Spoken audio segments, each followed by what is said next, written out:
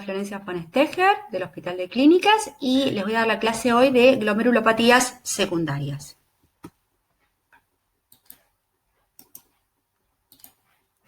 Bien, las glomerulopatías secundarias son aquellas que resultan del compromiso renal por enfermedades sistémicas, a diferencia de lo que vimos anteriormente, que eran glomerulopatías primarias, donde la causa de daño renal era propia del riñón. Dentro de la lista de glomerulopatías secundarias es muy extensa. Algunos ejemplos son la glomerulopatía diabética o la nefritis lúpica, vasculitis asociadas a ANCA, que son vasculitis, las formas de vasculitis sistémicas, amiloidosis, glomerulonefritis relacionadas con infecciones, crioglobulinemias y algunas formas de microangiopatía trombótica como el síndrome urémico hemolítico y la púrpura trombótica trombocitopénica. El listado, como les decía recién, es muy largo. Incluso vimos dentro de la clase de glomerulopatías primarias que muchas de estas glomerulopatías primarias o de este patrón de glomerulopatías primarias se podía ver también asociado a causas secundarias. Obviamente no podemos desarrollar todas las glomerulopatías secundarias. Yo elegí las que por frecuencia, ya sea en la afectación de la población general, como la nefropatía diabética, o en frecuencia en lo que uno ve en nefritis lúpica, o sea, un gran porcentaje de las biopsias renales que uno recibe son por nefritis lúpica. Con estos criterios fui eligiendo aquellas patologías que me parecieron más relevantes y más importantes para que ustedes conocieran. Entonces vamos a empezar hablando de la nefropatía diabética.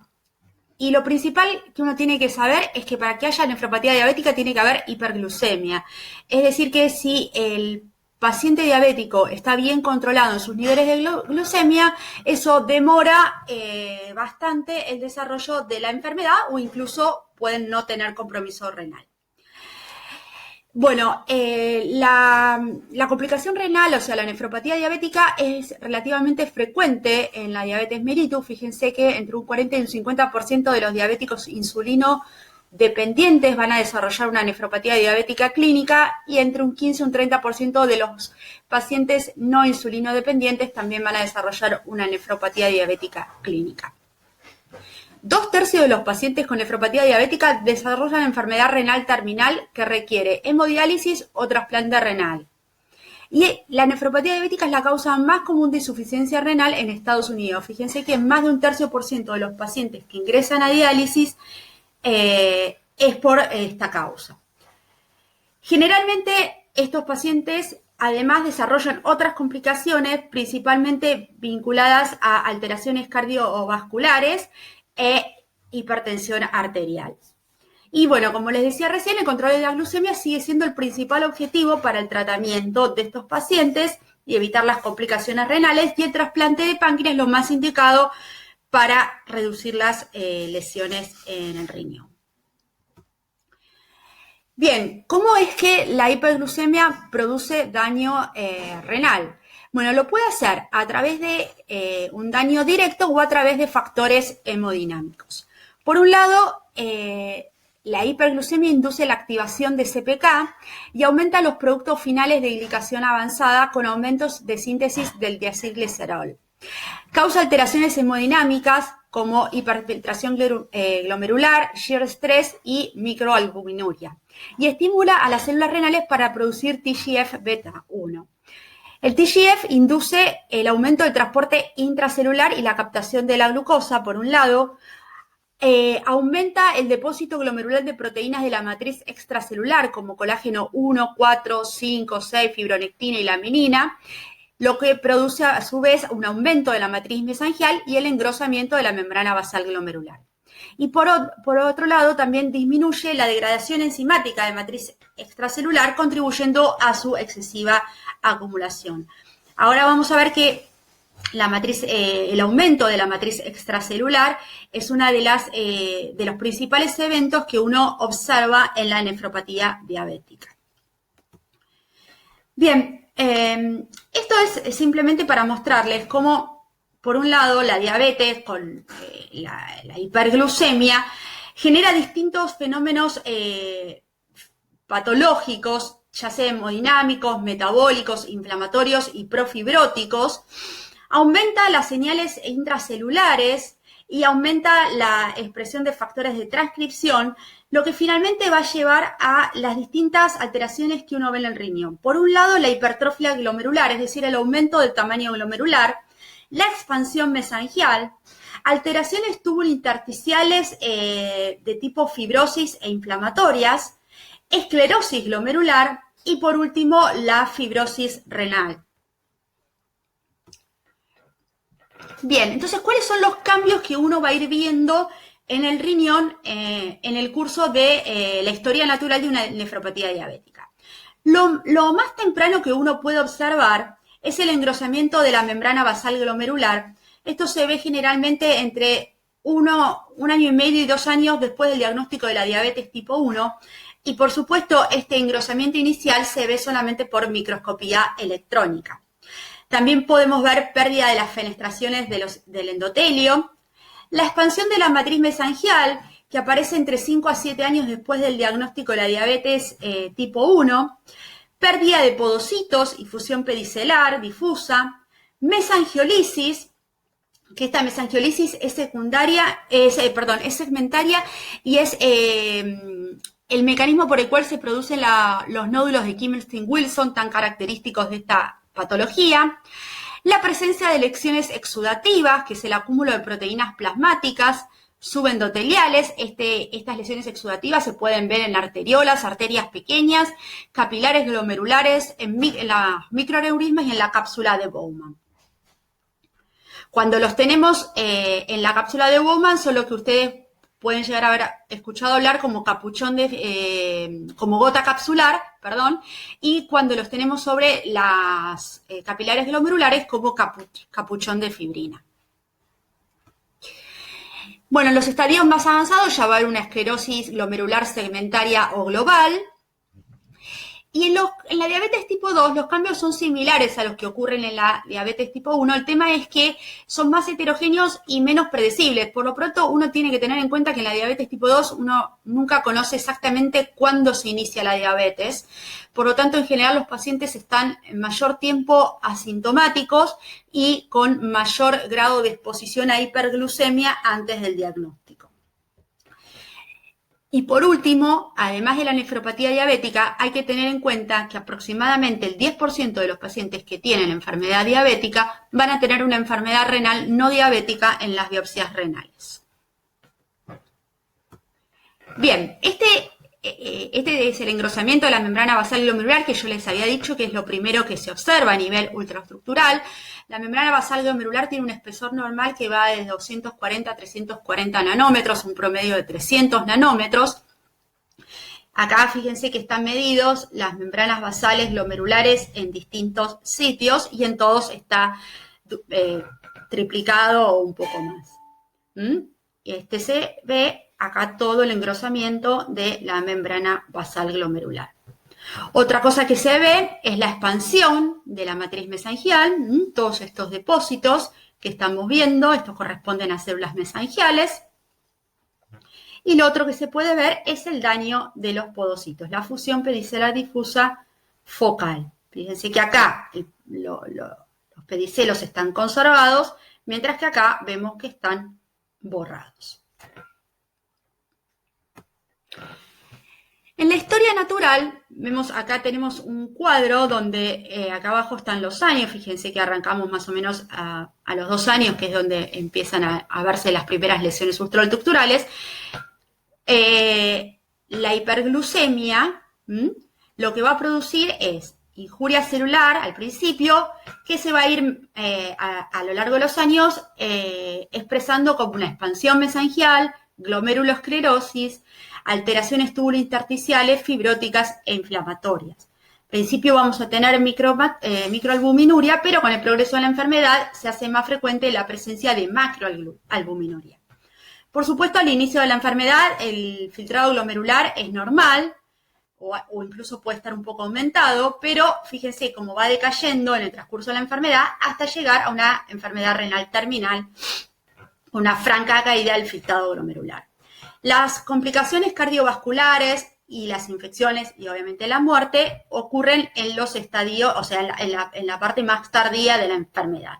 Lo mismo que las complicaciones renales. Existen factores de riesgo para desarrollar nefropatía renal diabética. Dentro de esto tenemos factores demográficos como la edad avanzada, el sexo más frecuente en los hombres y la raza también más frecuente en la raza negra, en la hispana y en los indios americanos. Factores hereditarios, es decir, antecedentes familiares de enfermedad renal o de factores, alteraciones genéticas. Condiciones sistémicas, la hiperglucemia, la obesidad y la hipertensión son factores de riesgo para desarrollar enfermedad renal y injurias renales fuera de lo que es la nefropatía diabética, el daño, la injuria renal aguda, las toxinas, el tabaquismo y factores dietarios. Bien, vamos a ver las modificaciones histológicas que uno puede ver en la nefropatía diabética. En los estadios más iniciales lo que uno puede ver son glomérulos aumentados de tamaño. Después se puede empezar a ver la esclerosis mesangial difusa, que es este aumento de la matriz mesangial de manera difusa en todas las áreas mesangiales, que se ve como este refuerzo PAS positivo en las áreas mesangiales. El engrosamiento de las paredes capilares, como se puede ver aquí o aquí, y alteraciones podocíticas, como se puede ver en este sector, con este desprendimiento o esta hipertrofia de podocitos. La mesangiolisis se refiere a este aspecto que tiene la matriz mesangial, secundaria a la degradación de la misma. Normalmente uno la matriz mesangial la debería ver así, con una técnica de PAS, bien PAS positiva intensa. Esta también es una técnica de PAS, pero fíjense como ya empieza a tener varios espacios claros. Esto es por la lisis de la matriz mesangial, lo que se conoce como mesangiolisis. Recuerden que esta es una de los mecanismos por los cuales se produce la formación de nódulos en la nefropatía diabética, la mesangiolisis. Podemos tener también las lesiones insudativas que yo les mencionaba, que corresponden a este acúmulo de proteínas plasmáticas, en este caso sobre las paredes capilares glomerulares, a modo de capuchón de fibrina, lo mismo aquí, y la formación de microaneurismas, es decir que se rompen las ancladuras habituales que forman los capilares, y los capilares, al soltarse estas ancladuras, se dilatan y forman estos espacios que se conocen con el nombre de microaneurismas. Y la esclerosis avanzada, donde ya uno tiene un glomérulo directamente con esclerosis global y fibrosis en el espacio urinario. Bien, acá tenemos una técnica de plata.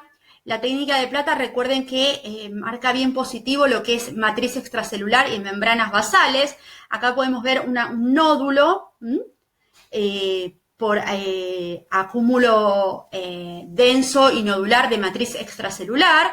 Acá fíjense que la técnica de plata es mucho más débil. Esto corresponde a áreas de mesangiolisis. Acá nuevamente no es un nódulo, pero sí es una expansión, como se ve todo acá, difusa, una esclerosis difusa de las áreas mesangiales. Y acá podemos ver esta dilatación capilar correspondiente a un microaneurisma. Acá tenemos nuevamente otro nódulo.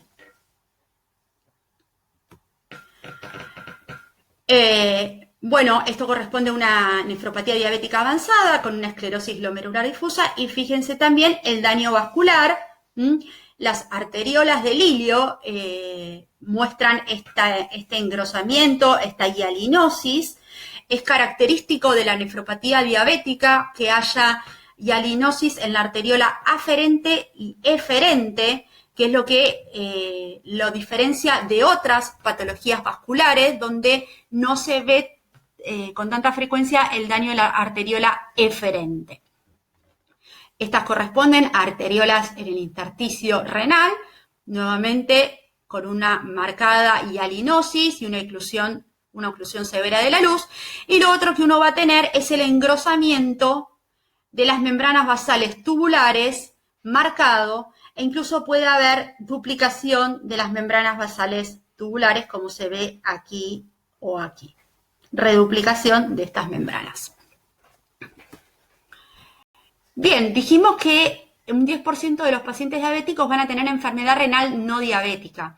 Esto corresponde a un estudio publicado en la International Medical Journal, donde se estudiaron pacientes con diabetes tipo 2, y acá vemos un total de 70 casos, y vemos que dentro de las glomerulopatías o de las enfermedades renales no diabéticas en pacientes diabéticos, lo más frecuente fue la nefropatía membranosa, la asociación con nefropatía membranosa, la nefropatía por IgA, la esclerosis glomerular focal y segmentaria, y bueno, y otras enfermedades como la membranoproliferativa, los cambios mínimos y nefritis lúpica, etc.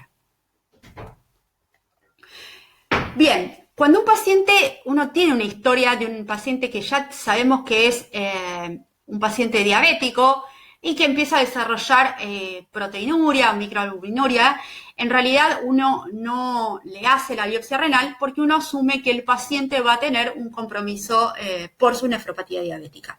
Entonces, en general, los pacientes renales diabéticos no se biopsian, excepto que tengan una proteinuria de rango nefrótico en pacientes que tienen diagnóstico de menos de 5 años, porque esto nos podría hacer pensar en que el paciente en realidad tenga otra enfermedad glomerular no asociada a su diabetes, que tenga hematuria microscópica de causa desconocida, principalmente si se asocia a acantocitos, es decir, una hematuria de origen glomerular y presencia de cilindros celulares.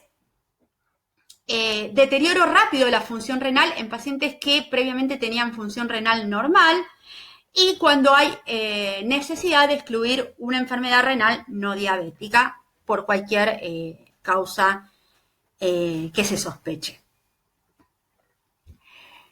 Como conclusiones o como cosas importantes para que les queden, la duración prolongada de la diabetes y el mal control de la glucemia y la hipertensión son los principales factores de riesgo para desarrollar nefropatía diabética e enfermedad cardiovascular. Por lo tanto, el óptimo control tanto de la diabetes y de la hiperglucemia como de la presión arterial son esos parámetros los que pueden reducir el riesgo de sufrir estas complicaciones. Bien, la segunda glomerulopatía secundaria que vamos a ver hoy es la glomerulopatía lúpica. No porque sea la nefritis lúpica sea una patología frecuente, en realidad no es frecuente que los pacientes tengan lupus, no es una patología altamente prevalente, pero sí es prevalente en el contexto de las biopsias renales. Es decir, que muchas de las biopsias renales que uno recibe en el laboratorio son por nefritis lúpicas. Y hay que tener en cuenta que un paciente que tiene lupus y tiene deterioro o tiene compromiso renal por laboratorio, siempre se le va a hacer la biopsia renal. Porque la biopsia renal no solo nos va a permitir ver qué tipo de nefritis lúpica tiene el paciente, sino que va a dar factores que van a poder predecir el pronóstico de la enfermedad lúpica y la respuesta al tratamiento. Bien, el lupus es una enfermedad autoinmune que se caracteriza por una pérdida de la autotolerancia, producción de autoanticuerpos e injuria mediada inmunológicamente por depósito de estos complejos inmunes que produce daño en múltiples órganos. El compromiso renal está presente aproximadamente en el 60% de los pacientes que tienen lupus, y entre un 25 y un 50% de estos pacientes van a tener enfermedad renal clínica al momento del diagnóstico. La nefritis lúpica es una de las principales causas de mortalidad en los pacientes con lupus. 10 al 25% de los casos van a progresar a enfermedad renal terminal y un 10 al 20% van a morir por esta enfermedad a los 10 años. Bueno, la nefritis lúpica es más frecuente en mujeres jóvenes, principalmente menores de 50 años, y la raza negra y los hispánicos desarrollan nefritis lúpica más tempranamente y tienen peor evolución que los pacientes de raza blanca. Esta diferencia podría corresponder a cierta predisposición genética, por ejemplo, este gen, el ApoL1, que es frecuente en la raza negra, que lo vimos también asociado a glomerulosclerosis focal y segmentaria. Pero bueno, para que un individuo desarrolle lupus, además de tener una predisposición genética, tiene que haber algún estímulo ambiental que facilite el desarrollo de la enfermedad. Y dentro de esos estímulos ambientales tenemos ciertas drogas, la luz ultravioleta y las infecciones. Bien, con el advenimiento de las nuevas opciones terapéuticas que han ocurrido en los últimos años, la sobrevida renal ha mejorado mucho. Fíjense que la sobrevida renal a los 5 años, entre 1953 y 1969, era del 44%, entre 1990 y 1995 subió al 82%, y actualmente la sobrevida renal a los 5 años es del 96%. Bien, con respecto a la fisiopatogenia, lo primero que ocurre es una pérdida de la autotolerancia, es decir, una incapacidad de eliminar a células B y T autorreactivas. Hay exposición a autoantígenos nucleares al sistema inmune, esto lo vamos a ver ahora en un ratito. La producción de autoanticuerpos, es decir, estos anticuerpos contra estos antígenos, con la subsiguiente formación de inmunocomplejos que se van a depositar en distintos órganos, entre ellos en el riñón. El depósito de estos inmunocomplejos desencadena, activan la vía del complemento y activan a macrófagos y neutrófilos y generan inflamación. Y en la evolución, la producción de ciertas citoquinas profibróticas favorecen el desarrollo de fibrosis y daño tisular irreversible. La nefritis lúpica ocurre cuando hay un aumento en la expresión de genes asociados a los neutrófilos. Es decir, los neutrófilos se activan y aumentan la expresión de dichos genes. Cuando los neutrófilos mueren, liberan los NETs, que son los Neutrophil Extracellular Traps, que son trampas extracelulares de los neutrófilos, que son acúmulos que están compuestos por cromatina, histonas, proteínas antibacterianas e inmunoestimulatorias. Este tipo de muerte celular que se ve en los neutrófilos se denomina netosis y ocurre en condiciones normales como un mecanismo de defensa del huésped para eliminar ciertos microorganismos. Ahora bien, estos NETs además son la fuente de estos antígenos antinucleares en el lupus.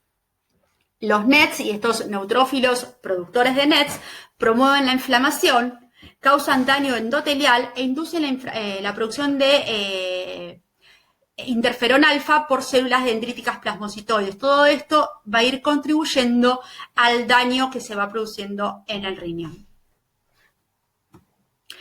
También hay activación del sistema del complemento que puede causar injuria de manera directa o indirecta, indirectamente atrayendo más neutrófilos y generando mayor inflamación renal.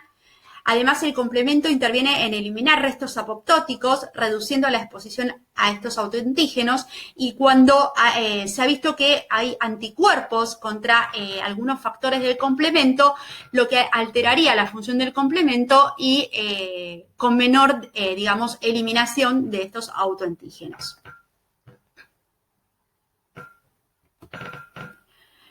Clínicamente, la nefritis lúpica puede presentarse como proteinuria aislada o en el contexto de un síndrome nefrótico, hematuria macro o microscópica, presencia de cilindros de células rojas, de glóbulos rojos, otros cilindros celulares, insuficiencia renal, un rápido deterioro de la función renal, hipertensión y alteraciones tubulares. La clasificación de la nefritis lúpica, la Sociedad Internacional de Nefrología y la Sociedad de Patología Renal en conjunto establecieron esta clasificación que habla de 6 clases histológicas de la nefritis lúpica, y es la que actualmente utilizamos. Se ha ido modificando a lo largo de los años. La que yo les puse acá es la última modificación que se publicó en el año 2018 y habla de 6 clases de nefritis lúpica.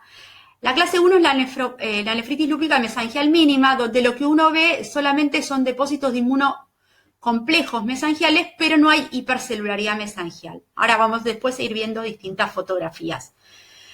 La nefropatía proliferativa mesangial, donde ya hay hipercelularidad mesangial y consideramos hipercelularidad mesangial en el contexto del lupus cuando se ven 4 o más núcleos por área mesangial.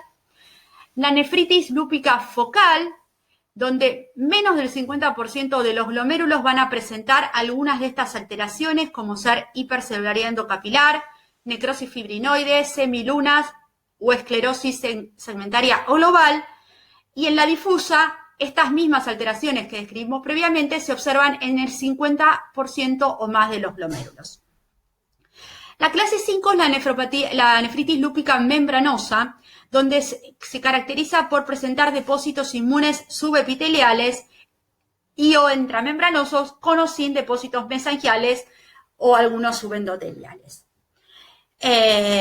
Cuando hablamos de nefropatía membranosa primaria, yo les mencioné que había causas secundarias de nefropatía membranosa. Una de las causas más importantes de nefropatía membranosa secundaria es el lupus. Y por último, la clase 6, que es la nefritis lúpica esclerosante avanzada, donde más del 90% de los glomérulos van a presentar esclerosis global sin actividad residual. Bien, esta es una nefritis lúpica, una clase 1 mesangial mínima, donde los glomérulos son ópticamente normales. Lo que se ve como rojo son los depósitos inmunes, de inmunocomplejos. Este es el podocito, la célula endotelial, la célula mesangial. Fíjense que no hay hipercelularidad mesangial, acá por lo menos se ve un único núcleo, pero sí tenemos los depósitos mesangiales, que incluso se pueden ver en el mesangio con las técnicas de tricrómico como este color rosado. Con las técnicas de inmunofluorescencia uno va a ver depósitos mesangiales en los glomérulos de manera difusa. En la nefritis lúpica se puede ver depósitos de cualquier inmunoglobulina y componente del complemento, como vamos a ver más adelante. Pero es muy característico que haya depósitos de inmunoglobulina G y de C1Q. La proliferativa mesangial se caracteriza no solo por tener depósitos mesangiales, sino además por tener hipercelularidad mesangial. Como se puede ver en esta área mesangial, donde vemos 5 o 6 núcleos, o acá con mayor aumento, donde ya vemos varios núcleos por área mesangial, y acá nuevamente lo mismo, la hipercelularidad mesangial y los depósitos rojos que se ven con el tricrómico de Masson en las áreas mesangiales. Nuevamente, la inmunofluorescencia es positiva en áreas mesangiales. Las nefritis lúpicas proliferativas, la clase 3 y la clase 4, se caracterizan por tener depósitos inmunes mesangiales y característicamente subendoteliales, pero además pueden tener aislados depósitos subepiteliales. Acá los depósitos están de color negro y vemos cómo se ven depósitos subendoteliales. Puede haber aislados depósitos subepiteliales y depósitos en las áreas mesangiales. Va a haber depósitos hialinos que se van a ver histológicamente como asas de alambre y trombos hialinos. Ahora vamos a ver a qué se refiere esto. Hipercelularidad endocapilar, necrosis fibrinoide, exudación de leucocitos neutrófilos, proliferación extracapilar, es decir, semilunas, y puede haber esclerosis segmentaria o global. Bien, depósitos hialinos. Los depósitos hialinos se refieren a estos depósitos que uno ve con esta coloración homogénea con la técnica de Paz, que corresponden a depósitos de inmunocomplejos. Cuando se depositan en las paredes capilares y hacen este engrosamiento grosero de la pared capilar, se habla de asa de alambre, como se puede ver aquí o aquí. Cuando forman masas redondeadas que ocupan las luces capilares, hablamos de trombos hialinos. Si uno hace inmunofluorescencia, va a ver que estas masas intracapilares, tanto como estas membranas engrosadas, son positivas para técnicas de inmunofluorescencia. Acá vemos con detalle con el tricrómico de Masson. Recuerden que el tricrómico de Masson marca rojo los depósitos inmunes. Vemos un trombohialino y acá depósitos subendoteliales groseros que forman estas asas de alambre. Por supuesto, también hay depósitos mesangiales.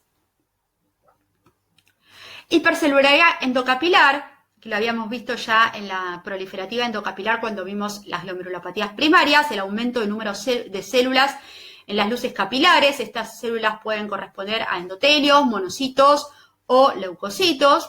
Fíjense cómo están todas las luces capilares ocupadas y prácticamente ocluidas. Puede haber áreas de necrosis fibrinoide. La fibrina también se ve roja con el tricrómico de Masson. Se produce el daño endotelial y acá se produce la pérdida de la arquitectura del glomérulo con depósitos de fibrina correspondiendo a áreas de necrosis fibrinoide. Exudación de neutrófilos, leucocitos neutrófilos en las luces capilares, como se puede ver acá. Y proliferación extracapilar o semilunas, como se puede ver en esta fotografía. Todos estos elementos los podemos ver tanto en la nefritis lúpica proliferativa focal, es decir, en la clase 3, como en la clase 4, que es la difusa.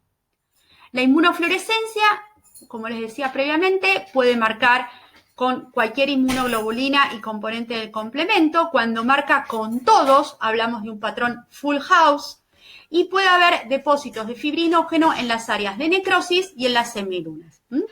Vamos a tener depósitos mesangiales y parietales. Como se pueden ver en estas paredes capilares.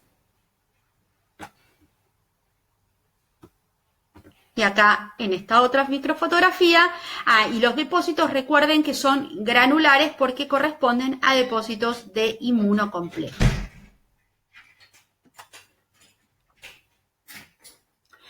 Bien, entonces dijimos que la hipercelularidad endocapilar, la necrosis fibrinoide, semilunas, depósitos subendoteliales, exudación leucocitaria, son todos elementos que uno puede ver tanto en la clase 3 como en la clase 4, es decir, en la nefritis lúpica focal como en la difusa.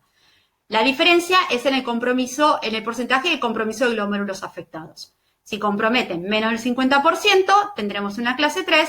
Si compromete el 50% o más, tendremos una difusa, es decir, una clase 4. La clase 5 es la nefritis lúpica membranosa, que histológicamente es muy similar a la membranosa primaria o idiopática, donde vamos a ver este engrosamiento homogéneo de las paredes capilares con la presencia de estos depósitos en las áreas subepiteliales, es decir, por fuera de la membrana basal glomerular y por bajo del podocito.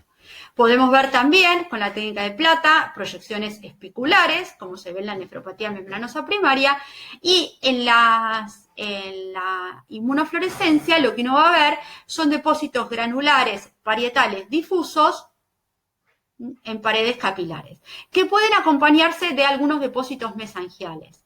Y una de las cosas que diferencia a la nefritis membranosa lúpica de la membranosa primaria es que en la membranosa lúpica es frecuente encontrar que estos depósitos granulares parietales difusos, además de ser por IgG, son por C1q. Entonces, ¿cómo diferenciar una nefritis lúpica membranosa de una glomerulopatía membranosa primaria? Ambas se van a presentar con proteinurias severas y ambas van a mostrar en la histología este engrosamiento difuso de las paredes capilares con imágenes espiculares con la técnica de plata.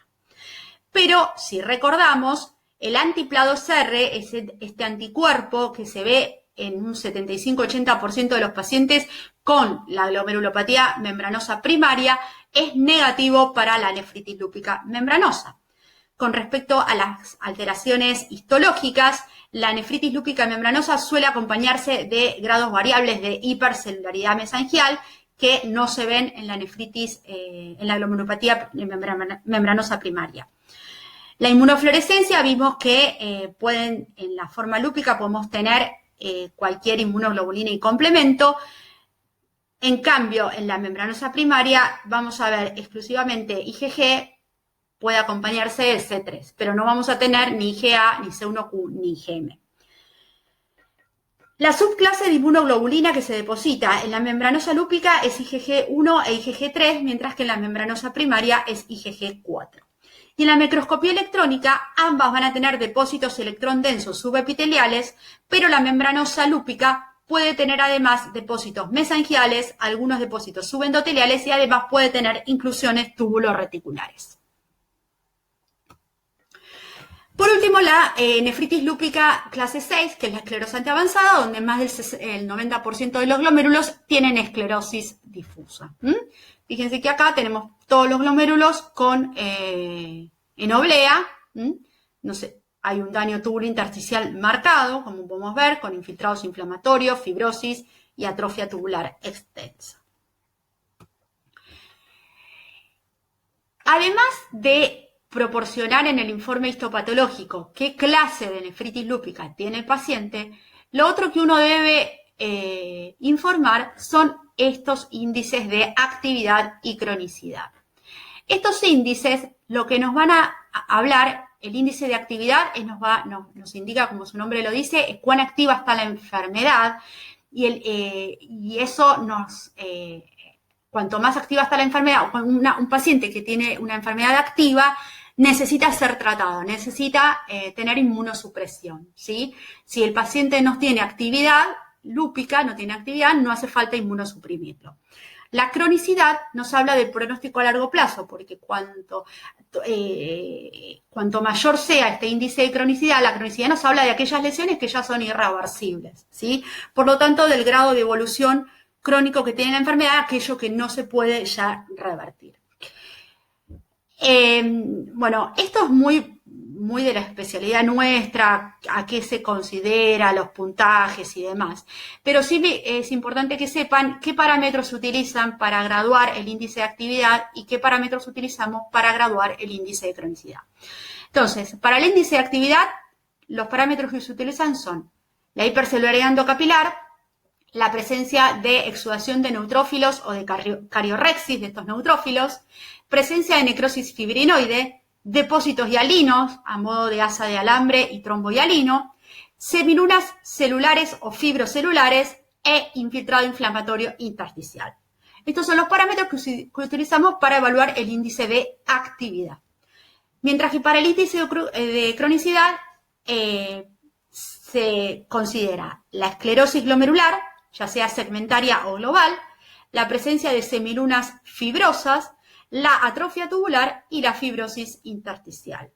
Todos estos son cambios irreversibles. Bien, hasta acá nefritis lúpica.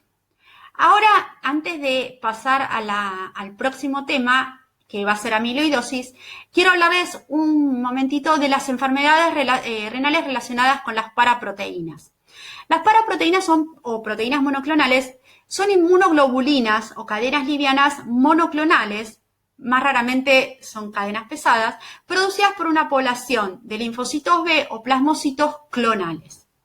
Y estas paraproteínas se pueden ver en el contexto de plasmocitomas o mielomas múltiples, distintos procesos linfoproliferativos y también en el contexto de la gamapatía monoclonal de significado incierto. Estas paraproteínas pueden afectar cualquier sector de la nefrona, ya sea el glomérulo, los túbulos y los túbulos en cualquiera de sus segmentos. El tipo de lesión renal que produzcan, es decir, si van a producir daño glomerular, tubular, ambos o demás, depende por un lado de las propiedades físico-químicas y del tamaño de las proteínas. Por ejemplo, las inmunoglobulinas monoclonales son proteínas de gran tamaño que por lo tanto no pueden ser filtradas y lo que hacen es se tienden a depositar en el glomérulo, porque no atraviesan la barrera de filtración. Se depositan en el glomérulo y generan inflamación. Las cadenas livianas, en cambio, habitualmente filtran la barrera de filtración y suelen ser, en condiciones normales, cuando no hay una gran excreción de cadenas livianas, se filtran, se reabsorben por el túbulo proximal y no generan daño. Cuando hay una sobrecarga de cadenas livianas, como se pueden ver en estas patologías, no se logra reabsorber a todas estas cadenas y las cadenas tienden a eliminarse hacia los túbulos y por orina. Y son nefrotóxicas y producen daño tubular. Y en algunos casos, algunas inmunoglobulinas monoclonales pueden generar daño tanto tubular como glomerular. Bien, estas inmunoglobulinas monoclonales pueden provocar enfermedad renal por un mecanismo directo, provocando lesiones glomerulares, tubulares y vasculares combinadas. Dentro de las glomerulares tenemos la glomerulonefritis proliferativa con depósito de inmunoglobulinas monoclonales, la glomerulopatía fibrilar y la inmunotoxoide. Dentro de las patologías tubulares tenemos la nefropatía por cilindros y la tubulopatía proximal por cadenas livianas. La nefropatía por cilindros también la pueden escuchar como riñón del mieloma. Dentro de las que dañan los 3 compartimentos renales tenemos la amiloidosis y la enfermedad por depósito de cadenas de inmunoglobulinas monoclonales, y también hay algunas enfermedades más raras como la histocitosis por almacenamiento de cristales. Y también pueden provocar daño renal por mecanismos indirectos, y en este caso tendríamos las enfermedades, las glomerulopatías por C3 o el síndrome urémico hemolítico de forma atípica. Entonces, bueno, vimos recién que una de las cosas que pueden producir estas paraproteínas es una amiloidosis. Entonces vamos a hablar ahora de la amiloidosis renal, que es otra de las glomerulopatías secundarias y que en general tienen bastante mal pronóstico. La amiloidosis es un conjunto de enfermedades que se caracterizan por el depósito extracelular de agregados de proteínas mal plegadas a manera de fibrillas. Hasta la fecha se han descubierto 36 proteínas humanas que pueden causar amiloidosis. Estas fibrillas o estas proteínas pueden depositarse de manera localizada o, lo que es más frecuente, de manera sistémica. Las 2 formas de amiloidosis sistémica más comunes son la amiloidosis AL, es decir, la asociada a cadenas livianas, la que veíamos recién, asociada a discrasia de células plasmáticas, que resulta de una expansión clonal de células plasmáticas en la médula ósea que va a producir estas cadenas livianas. Y la otra forma de amiloidosis sistémica importante es la amiloidosis AA, que es la amiloidosis secundaria a procesos inflamatorios crónicos. El trastorno renal es una de las complicaciones más frecuentes en ambos tipos y se expresa clínicamente, o sea, se va a expresar como proteinuria masiva e insuficiencia renal progresiva. Y la amiloidosis sistémica sigue siendo una enfermedad de muy mal pronóstico, principalmente, como habíamos visto en la clase de cardiopatías, cuando hay compromiso cardíaco. Bien. Independientemente de si la amiloidosis es por cadenas livianas, por proteína A o el tipo que sea, las características tintoriales son similares. Con la técnica de Paz, fíjense que acá tenemos la cápsula de Bowman que marca intenso, y este depósito de material de amiloide que vemos acá no es como esto bien fucsia, ¿sí? O sea que es un Paz débil lo que marca. Con la técnica de tricrómico de Masson se va a ver con un color medio violáceo o celeste. Con la técnica de metenamina plata son negativas. Fíjense que las membranas basales y la matriz extracelular es positiva y los depósitos de amiloides son negativos. Son positivos con esta técnica de rojo Congo, donde se ven de color naranja. Y si se ve la técnica de rojo Congo bajo luz polarizada, tienen una refringencia verde manzana. Son positivos en fluorescencia con la técnica de tioflavina T, como se puede ver en este caso. Y tanto la amiloidosis AA, es decir, la que está generada por la proteína amiloide asérica, ahora lo vamos a ver, como la amiloidosis AL, que es por el depósito de cadenas livianas, ya sea kappa o lambda, pueden Cualquiera de esas tres variantes, cadena liviana kappa, cadena liviana lambda o proteína A amiloide, pueden demostrarse por técnicas de inmunohistoquímica.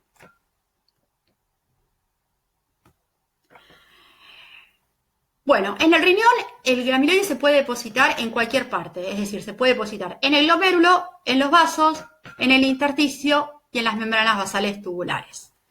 Lo más frecuente es que haya compromiso glomerular. Fíjense que el 97% de los pacientes que tienen amiloidosis renal van a tener depósitos en el glomérulo. Y estos depósitos pueden ser mesangiales, como podemos ver acá, parietales, como podemos ver acá, o nodulares, como podemos ver acá.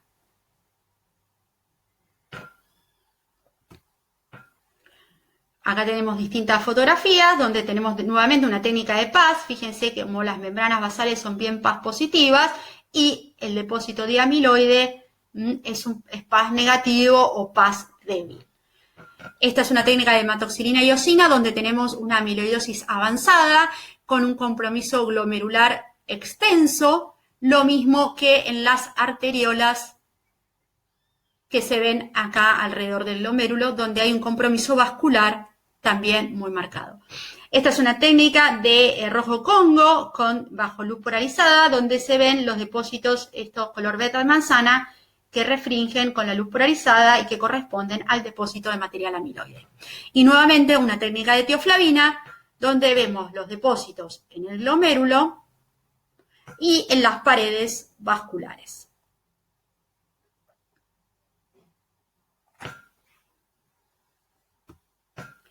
En la microscopía electrónica, estas fibrillas característicamente miden entre 8 a 10 nanómetros y se disponen al azar sin ninguna orientación específica.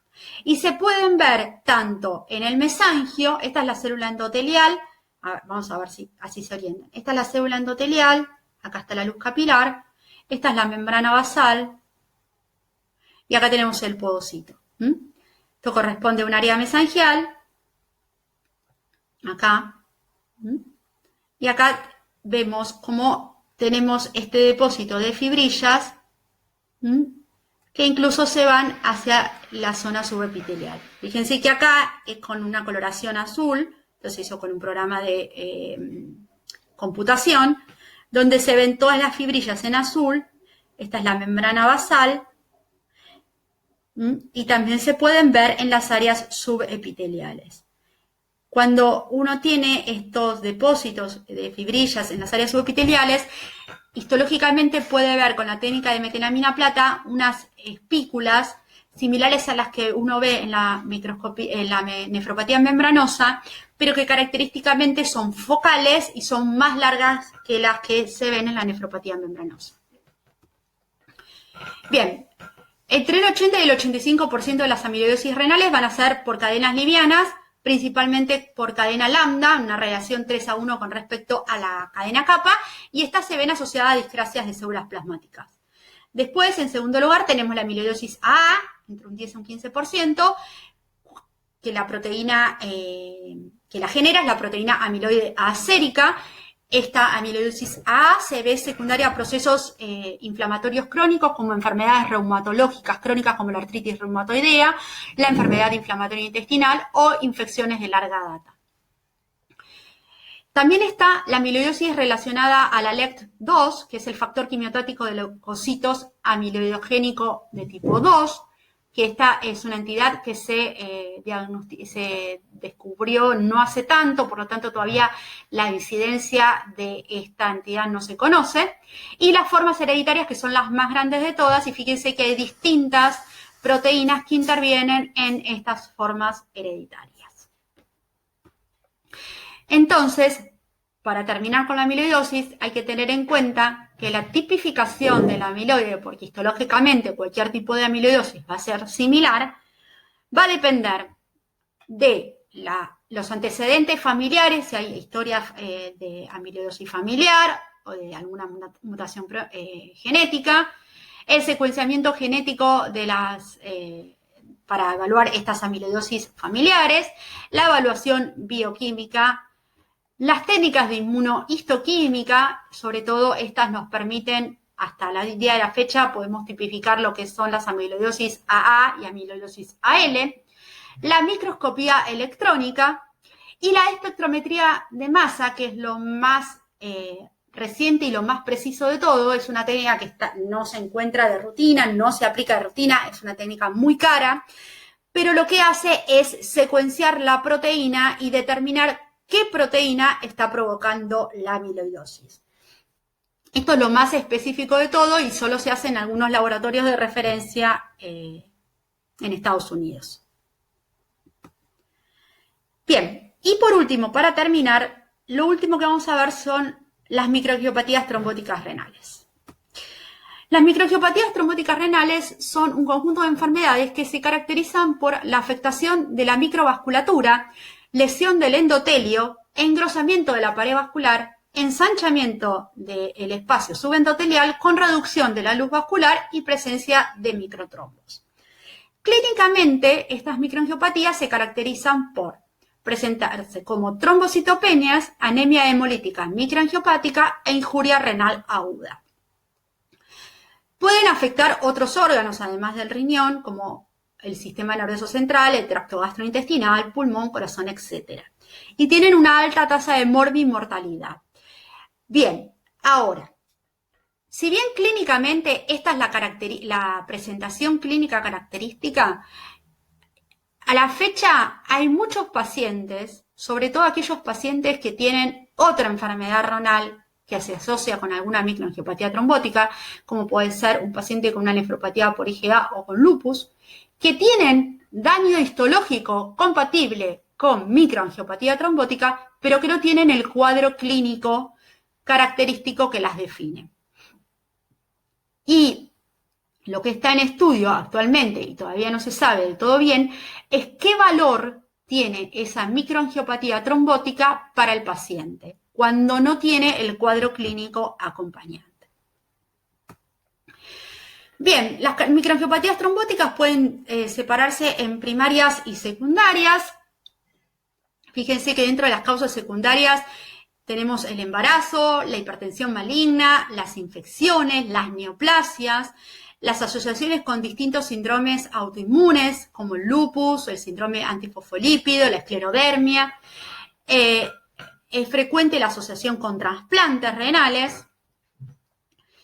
Tenemos las típicas que uno conoce, que es la PTT y el síndrome urémico hemolítico, las microangiopatías trombóticas asociadas mediadas por complemento e inducidas por drogas, etc. O sea que fíjense que la lista de causas de microangiopatía trombótica es muy extensa.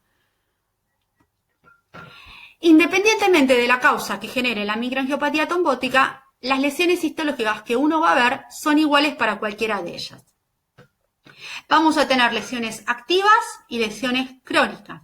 Dentro de las lesiones activas glomerulares vamos a tener el daño endotelial o la denudación del endotelio con presencia de trombos, glóbulos rojos fragmentados, un aumento del espacio subendotelial que se evidencia por técnicas de microscopía electrónica, mesangiolisis y microaneurismas.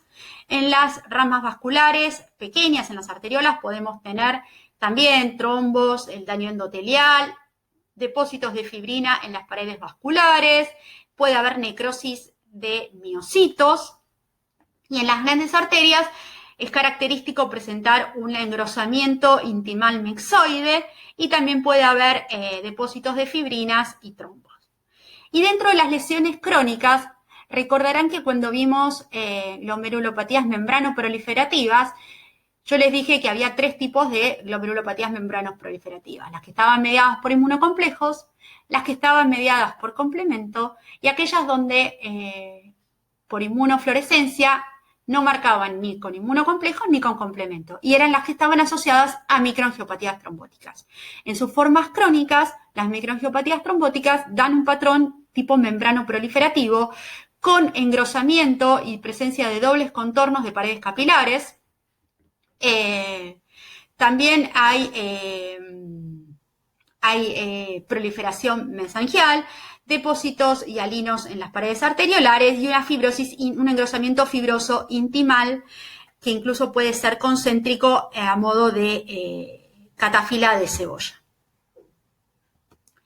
Vamos a ir viendo distintas fotografías. Acá tenemos una rama arteriolar pequeña, donde vemos toda esta proliferación endotelial, la oclusión de la luz, el aumento del espacio subendotelial. En una rama arterial más grande podemos ver esta fibrosis intimal de tipo o subintimal de tipo mixoide, como se puede ver acá, con este color celeste en una técnica de hematoxilina. Podemos ver trombos en las formas agudas, trombos capilares difusos. Y en las microangiopatías trombóticas crónicas podemos ver la formación de dobles contornos, como se puede ver acá, con un patrón de tipo membrano proliferativo, como ya habíamos mencionado, y algunos trombitos residuales. En la inmunofluorescencia lo que uno va a ver es fibrinógeno en las paredes vasculares y en los trombos de los vasos y los glomérulos.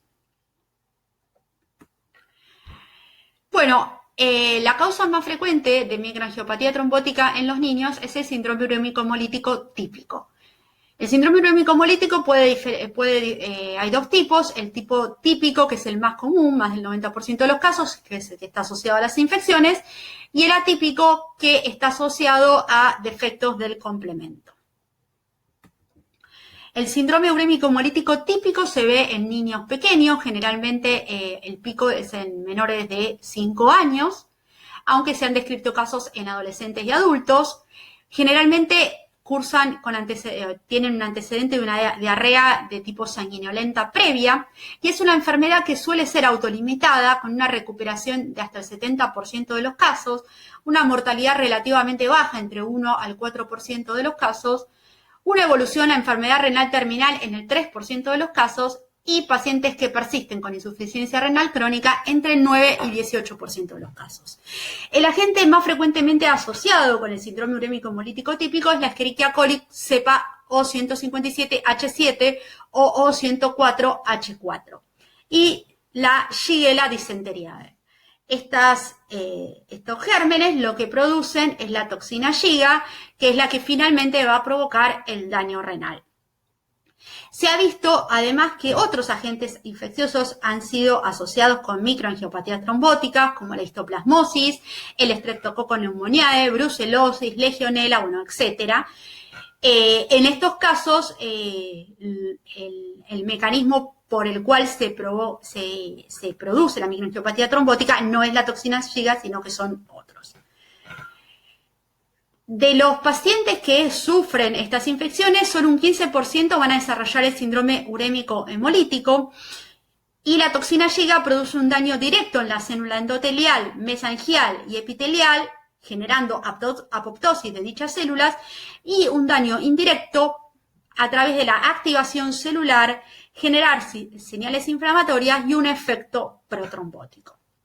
Desde el punto de vista histológico, lo que vamos a ver es lo mismo que vimos hasta ahora. Recuerden, las microangiopatías trombóticas, independientemente de la causa que la generen, el cuadro histológico es el mismo para todas. Por lo tanto, para saber cuál es la causa de la microangiopatía trombótica, es necesario conocer los antecedentes clínicos del paciente, los antecedentes de exposición a drogas, neoplasias, o sea, una buena historia clínica que permita orientar a la causa que genera dicha microangiopatía. Bien, hasta aquí hemos llegado con la clase de glomerulopatías secundarias. Les agradezco mucho por la atención y si tienen dudas me las escriben y se las contesto en la plataforma. Que tengan un buen día.